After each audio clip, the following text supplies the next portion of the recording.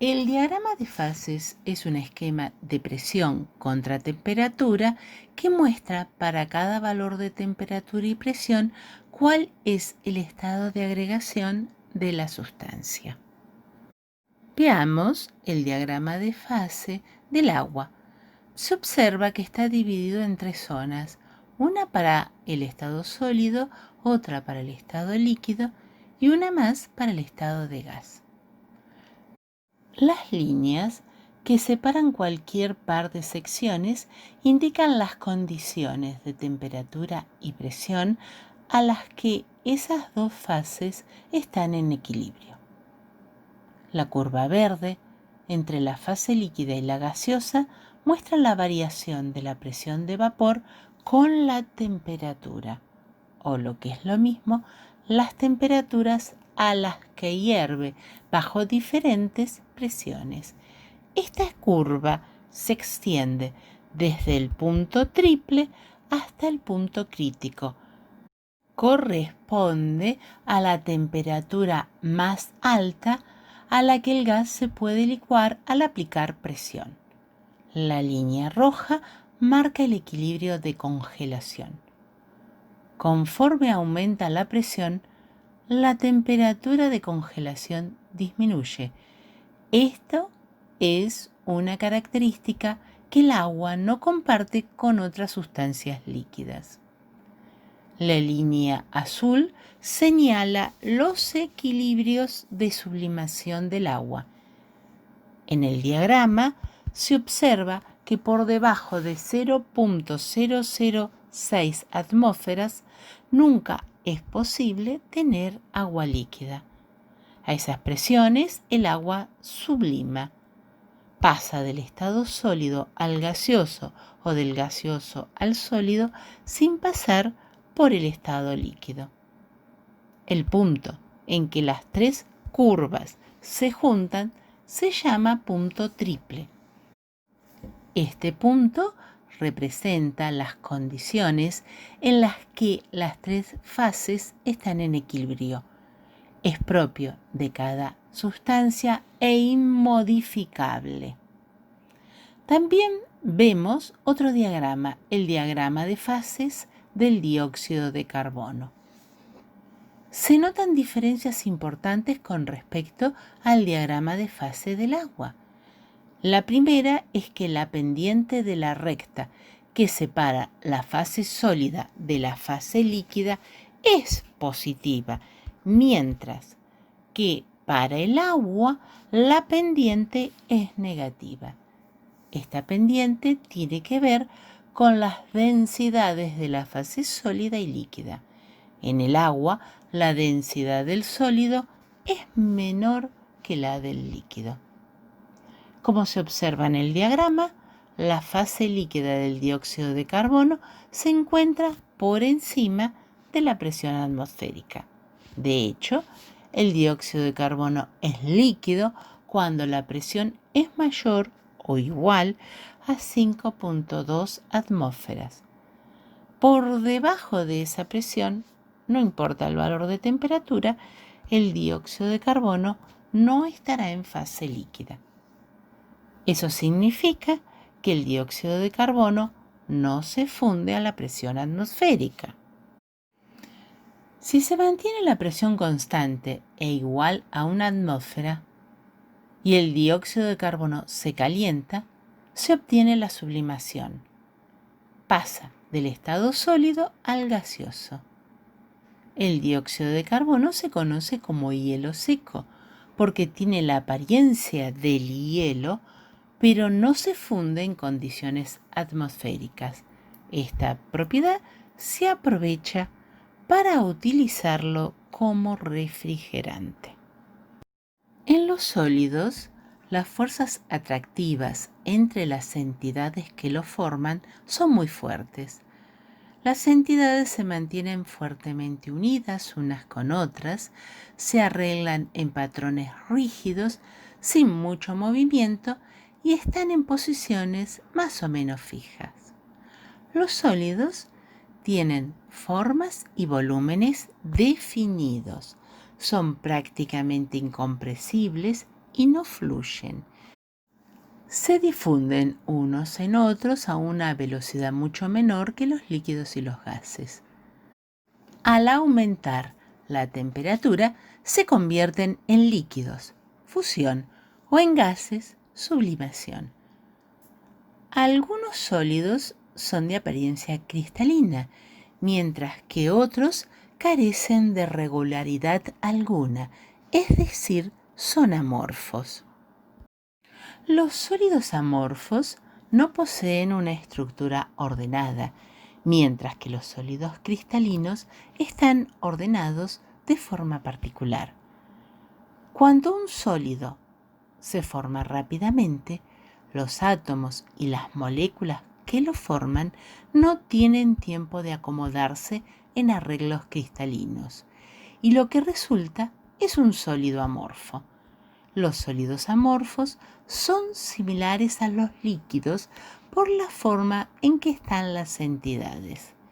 El vidrio es un ejemplo de un sólido amorfo.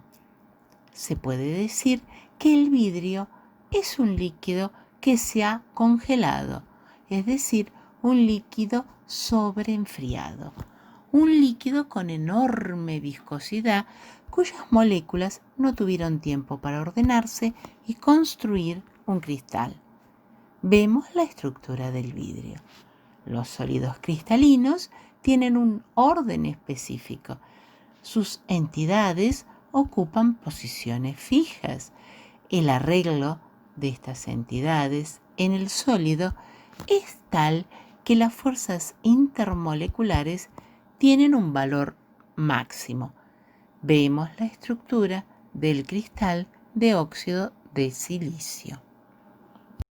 Los sólidos cristalinos son aquellos sólidos que pueden adquirir formas geométricas, poliédricas con caras y aristas definidas. Dichas formas poliédricas se llaman cristales y el proceso de su formación, cristalización. La forma del cristal de una sustancia puede variar según las condiciones de cristalización, pero los ángulos que forman las caras entre sí son siempre los mismos para igual sustancia.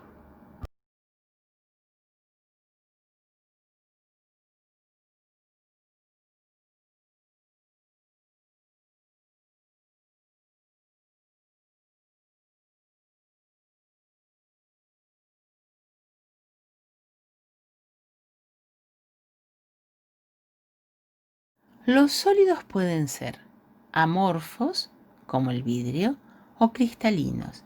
Dentro de los cristalinos vamos a tener los iónicos, como el cloruro de sodio, los moleculares, como el hielo, los covalentes, como el óxido de silicio, los metálicos, como el cobre.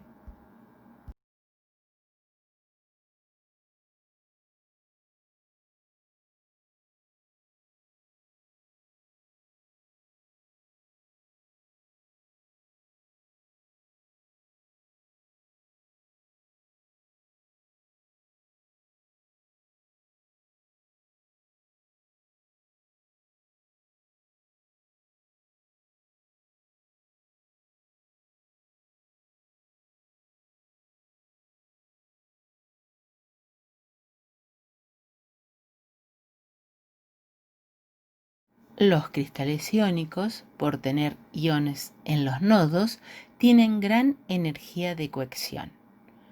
La cantidad de energía necesaria para evaporar estos cristales y convertirlos en iones separados, debido a las interacciones todos contra todos, es alta y por ello tienen altos puntos de fusión. Son generalmente duros pero quebradizos, porque si se desplazan los planos, se enfrentan iones de igual carga y la repulsión coulombica provoca la fractura. Conducen la corriente eléctrica fundidos o disueltos en agua por migración de iones, que en estas condiciones se encuentran libres.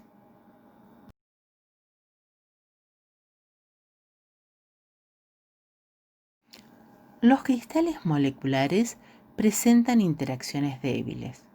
London, dipolo-dipolo y o puente de hidrógeno, por lo que serán generalmente blandos y deformables.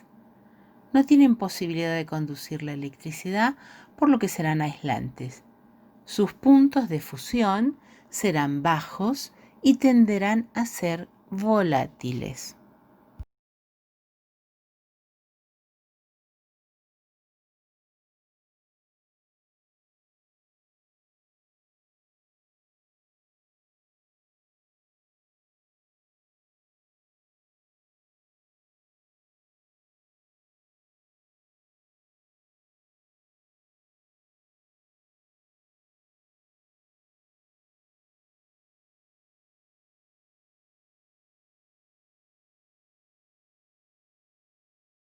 Los cristales covalentes tienen redes donde cada átomo está unido en forma covalente con los otros que lo rodean, lo que implica que se necesita mucha energía para romper esa unión.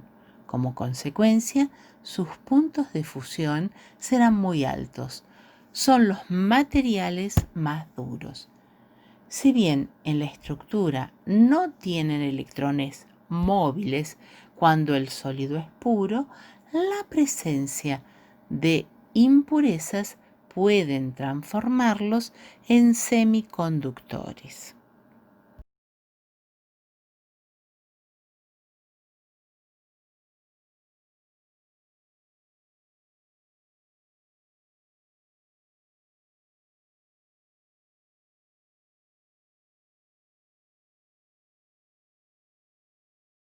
Los cristales metálicos, con sus electrones deslocalizados, son los mejores conductores de la electricidad y del calor. Emiten brillo, son maleables y dúctiles porque sus capas pueden deslizarse, pero sus puntos de fusión, como así también su dureza, dependerá del número de electrones deslocalizados.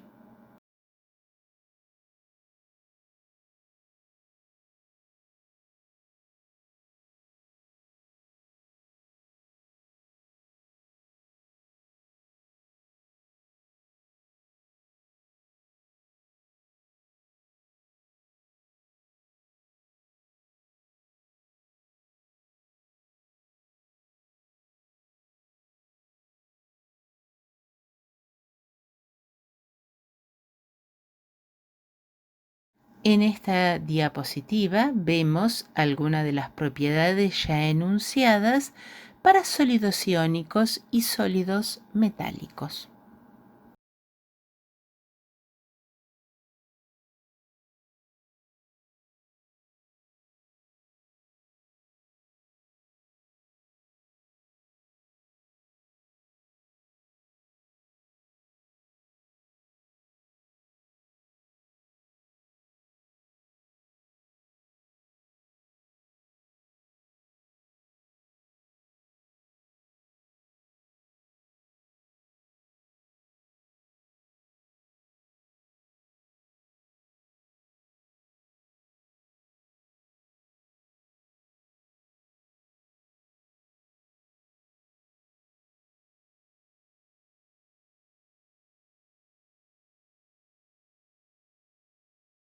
En esta diapositiva tenemos un resumen de las propiedades generales de los sólidos cristalinos.